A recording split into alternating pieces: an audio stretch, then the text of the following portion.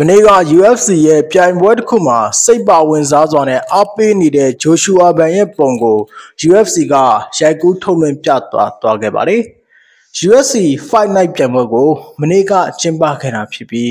UFC ဟာသူတို့ရဲ့ရုပ်သံထုတ်လွှင့်မှုကတဆင့်ဂျိုရှူအာဘန်ကိုရိုက်ပြသွားတာပါ။ဂျိုရှူအာဘန်ဟာသူ့ရဲ့နီးပြဆရာဒန်နီယယ်ပနေဒါကိုဝန်းရံလာတာပါ။ဒန်နီယယ်ပနေဒါဟာအသက်39အရွယ်ရှိပြီဖြစ်တဲ့ဝါရစ်ဖိုက်တာကြီးပါ။အောင်လအန်ဆန်နဲ့တက်တူရွယ်တူပါ။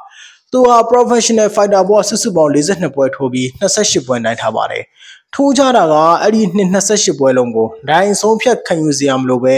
ပွဲကစားချိန်မှာတင်သူကအဆုံးသက်ပြခဲ့တာကြောင့်တကယ်ကောင်းတဲ့ fighter လို့ပြောလို့ရပါတယ်။မနေ့ညကကစားသွားတဲ့ပွဲမှာလည်းဒုတိယချီချုပ်ကွက်နဲ့ပဲအနိုင်ယူသွားပါတယ်။ဂျိုရှူအာဘန်ကတော့ UFC နဲ့စာချုပ်ချုပ်ဆိုထားတာဖြစ်ပြီးသူ့ကိုထိုးပွဲကမ်းလှမ်းလာမဲ့အခြေအနေကိုစောင့်နေတာဖြစ်ပါတယ်။ဂျိုရှူအာဘန်ကတော့ပြောပါတယ်ကျွန်တော်နဲ့ UFC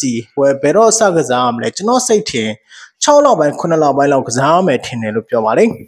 ။ဒါအပြင်ဂျိုရှူအာဘန်ဟာပြီးခဲ့တဲ့ရက်တစ်ပတ်ကလည်းစိတ်ဝင်စားဖို့ကောင်းတဲ့ဓာတ်ပုံတစ်ပုံကိုတင်လိုက်ပါတယ်။ဘာလဲဆိုတော့ UFC ရဲ့ Flyweight Champion Mexico Fighter Brandon Moreno နဲ့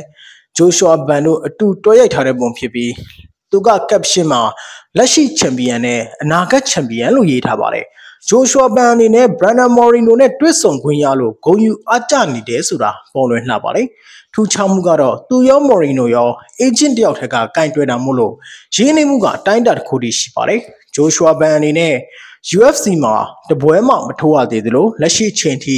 ဂျိုရှူအာဘန်ဘယ်တော့ထိုးမှလဲဒီလိုသတင်းမျိုးတော့မထွက်လာသေးပါဘူး။ခံမှန်းချက်ရတော့ဒီနှစ်လယ်ပိုင်းလောက်မှာဖြစ်နိုင်ပါတယ်။